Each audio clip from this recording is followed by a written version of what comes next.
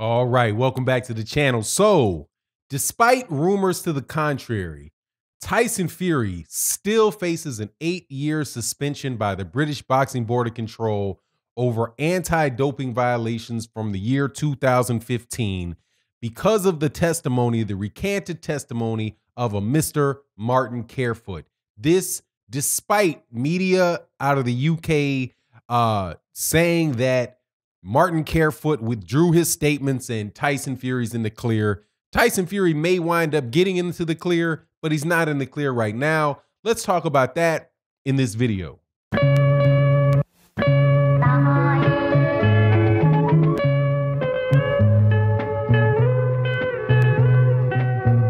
All right, welcome back. So I'm sure when you were a kid, your mother would say things like, don't count your chickens before they hatch, right? Which means that, look, you think something might come up, you're hoping something might develop, but don't behave and act like as if it has already happened, or that you received what you wanted to receive, or accomplished what you wanted to accomplish before it actually materializes. And I think that is what a lot of Tyson Fury fans and the media did when there was a report that came out, I believe out of the Telegraph, out of the UK, where Martin Carefoot said something that was interpreted as him recanting his retraction of some testimony that he gave.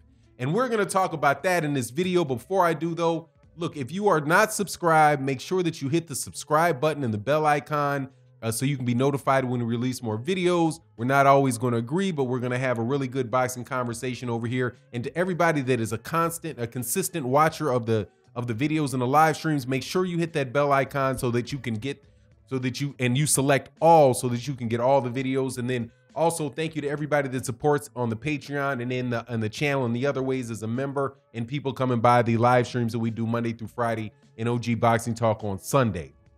Also got another announcement coming up. We're going to be opening a website, or we're going to be working with a website that we're going to start rolling out over the next couple weeks. So you guys keep your eyes out. If you're within the LDBC, keep your eyes out for that. I'll be updating you. So let's get to this.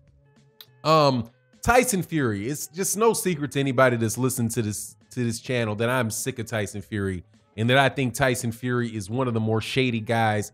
As far as what he does in the sport of boxing, I think the guy is extremely shady. Now, this guy's shadiness began around five years ago when he tested positive for a performance-enhancing drug after the Christian Hamer fight, before the Vladimir Klitschko fight. He fights the Vladimir Klitschko fight, wins the IBF, the WBA, and the WBO heavyweight championships, and then it comes out that he had tested positive for nandrolone. Winds up either getting stripped of the belts or turning the belts, or stripping the belts or dropping the belts, but he winds up losing all three of those belts that Vladimir Klitschko had, right? Fast forward to 2020, right? He wins the WBC belt, but then Martin Carefoot, who was a farmer, a pig farmer in the UK, recants some testimony that he gave to the British Boxing Board of Control during the performance-enhancing investigation of performance-enhancing drug investigation of Tyson Fury. And he says, look, I gave Tyson Fury an alibi, which was that he ate wild boar meat, uncastrated wild boar meat, and as a result tested positive for nandrolone. Martin Carefoot, said that he provided that meat to Tyson Fury. Then, after Deontay Wilder fight, Martin Carefoot comes out and says, no, I didn't. I'm sick of this. I'm just tired of the lies. I didn't do that. I don't sell wild boar meat. I've only had boar meat on my farm one time. I made it up because it wasn't a really huge deal and it wasn't a hanging offense. I think that's what he said. He's like, yeah, I did it because it's not a hanging offense. You know, I wasn't going to go to jail the rest of my life. So I said, okay, I'll tell a little lie for him. But they promised me 25,000 pounds. They didn't pay up the money. I'm ticked off about it. I'm just going to tell the truth. So he says that he made up the alibi he gave Tyson Fury, right? So that gets you up to date. Then over the weekend, last weekend, a newspaper, excuse me, called up Martin Carefoot and asked him some questions. And Martin Carefoot says to them, "This has been nothing but trouble since it started. I don't want anything else to do with it." Now, the way that I hear that comes across like, I don't want to give you any more comments, leave me alone, to a reporter, which is not the same thing as a retraction of what you said. Telling somebody, I don't want anything more to do with it, is not the same thing as saying that I was lying. I was originally telling the truth when I testified on behalf of Tyson Fury, and then I lied, and I'm taking back my lie. You don't know which one. None of that comes out of that, right? But regardless, the media counted their chickens before they hatched, run with the story that Tyson Fury is cleared, and because Martin Carefoot refuses to he retracted his accusations is what people put in there. Now, if they said that they refused to cooperate, that is a potential that he could have refused to cooperate. Either refused to cooperate, but who did he refuse to cooperate with? The newspaper or the media outlet that called him? Or did he refuse to cooperate with the British Boxing Board of Control that's doing the investigation?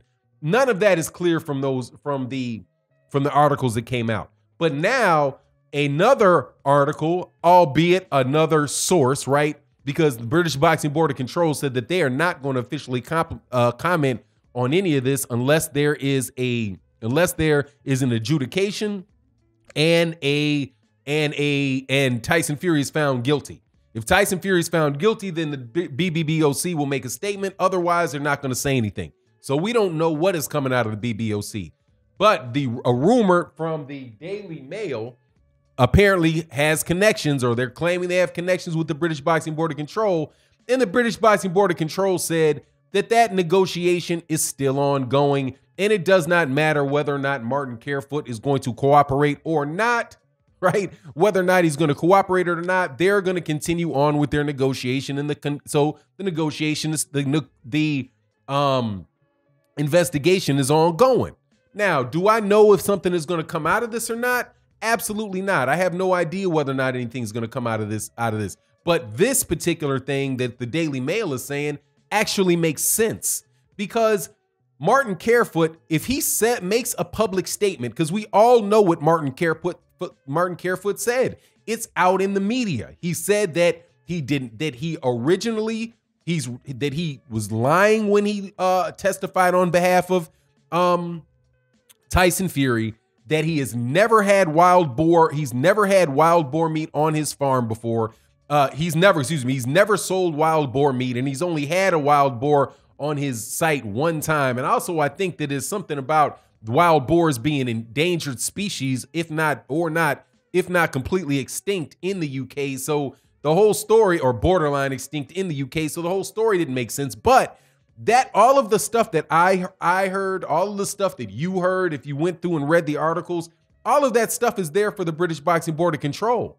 And the British Boxing Board of Control can take those public statements from Martin Carefoot into consideration and put those forward to whoever it is that is going to actually make the decision about whether or not Tyson Fury is found guilty or not, right? At the worst of it, they can say, hey, well, we're going to retry this, and we're going to throw out Martin Carefoot's testimony because we have public statements that contradict his sworn testimony to us. As a result, we don't know which one's true. And Martin Carefoot is either lying the first time or he was lying the second time. So look, and now he's not cooperating if he decides not to cooperate. And then they might have the power of a subpoena.